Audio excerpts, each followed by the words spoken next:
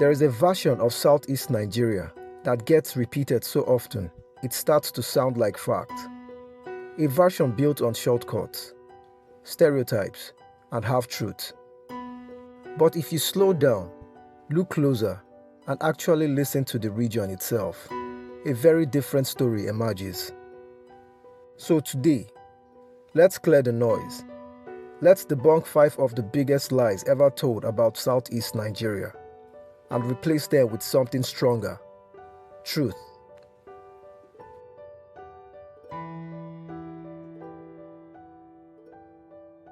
This is probably the most common and the most lazy claim.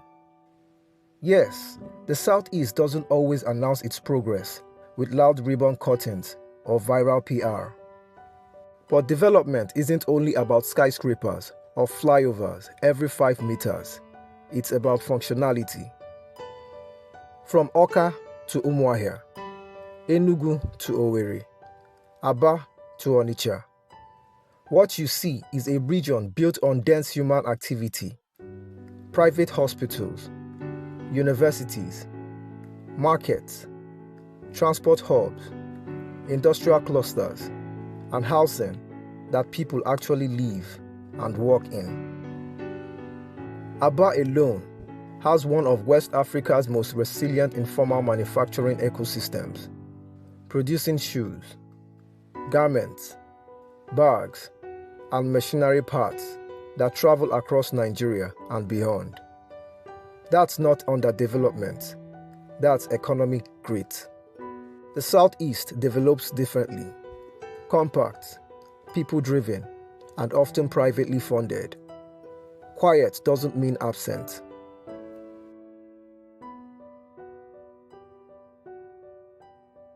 This one collapses the moment you step into reality. The Southeast may not host many federal mega industries, but it thrives on distributed industry.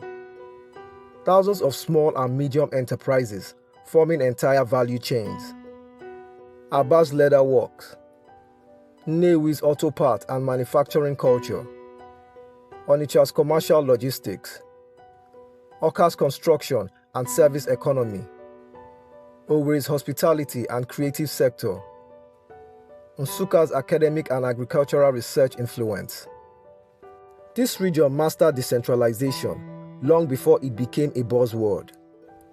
Production happens in clusters, homes, workshops, and markets, reducing dependency on one giant factory. Industries doesn't always wear a hard hat and carry a government logo. Sometimes it wears slippers and opens by 7 a.m.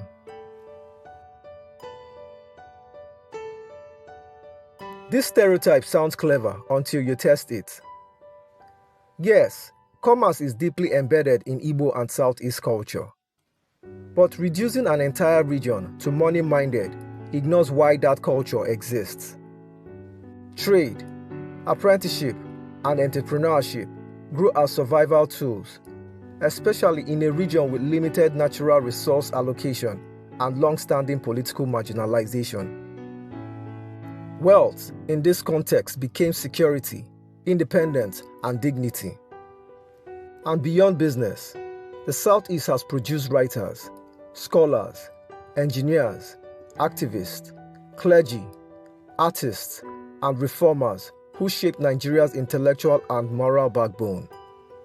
This isn't obsession with money, it's an obsession with self-reliance.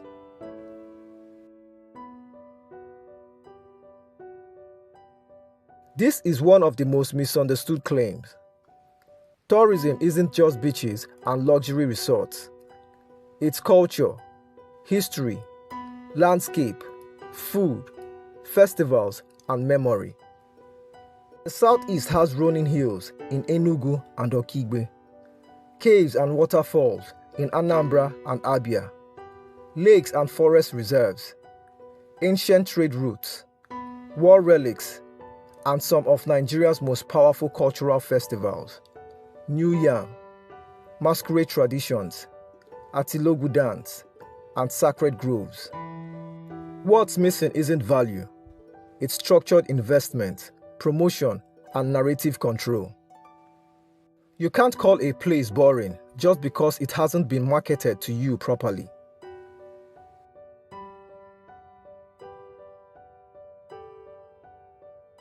This is where exaggeration becomes dangerous. Like every region, the Southeast faces security challenges, but painting it perpetually unsafe ignores daily reality. Millions of people going to work, trading, schooling, building homes, and raising families every single day. Most Southeast cities function with intense economic activity and social order, driven by community structures, town unions, age grades, and informal accountability systems. Instability makes headlines.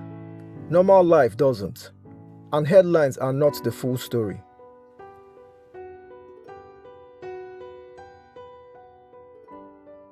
Here's what these lies have in common.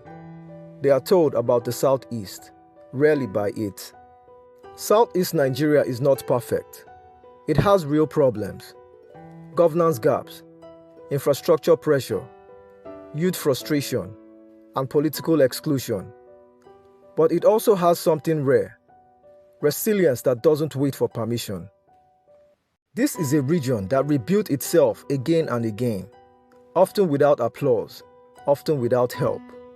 So the next time you hear these 5 lies, pause, look deeper, and ask a better question. Who benefits when a region's story is reduced to a stereotype? Because the truth about Southeast Nigeria is richer, louder, and far more interesting than the myth ever allowed. And once you hear it clearly, it's a story you'll want to return to again and again.